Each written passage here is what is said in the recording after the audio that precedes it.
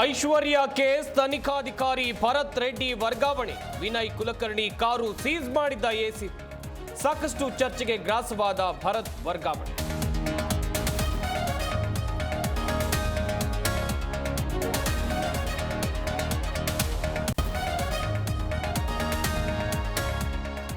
High command ತೀರ್ಮಾನಕ್ಕೆ ನಾವೆಲ್ಲ ಒಪ್ಪಿಕೊಳ್ತೇವೆ. ಪಕ್ಷದ ತೀರ್ಮಾನ ಏನಾಗುತ್ತೋ ಅದೇ ಅಂತಿಮ. ಡಿಕೆಶಿ ಹೇಳಿಕೆಗೆ ಪರಮೇಶ್ವರ್ ಸ್ಪಷ್ಟ.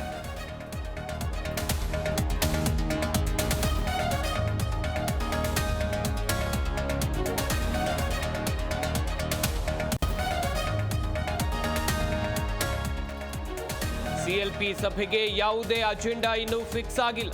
ಸಿಎಂ ಅಧಿಕಾರ ಹಂಚಿಕೆ ವಿಚಾರ ಸಿಎಂ ಅವರನ್ನೇ ಕೇಳಿ. ಡಿಕೆಶಿ ಹೇಳಿಕೆ ಬಗ್ಗೆ ಗೊತ್ತಿಲ್ಲ ಎಂದ ಸಂತೋಷ್ ಲಾಡ್.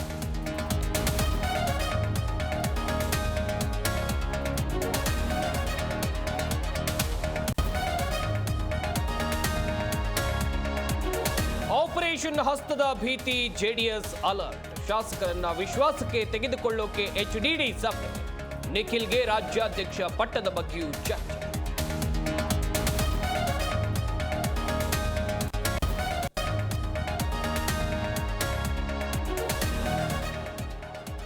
ನೀರಿಗಾಗಿ 56 ರೂಪಾಯಿ ಬದಲು 126 ರೂಪಾಯಿ ಸುಲಿಗೆ. ಯಾದಗಿರಿ ಸುರಪುರ ನಗರಸಭೆ ವಿರುದ್ಧ ರಾಜು ಗೌಡ ಗರಂ. ದರ ಬದಲಾಯಿಸದೇ ಇದ್ರೆ ಪ್ರತಿಭಟನೆ ಎಚ್ಚರಿಕೆ.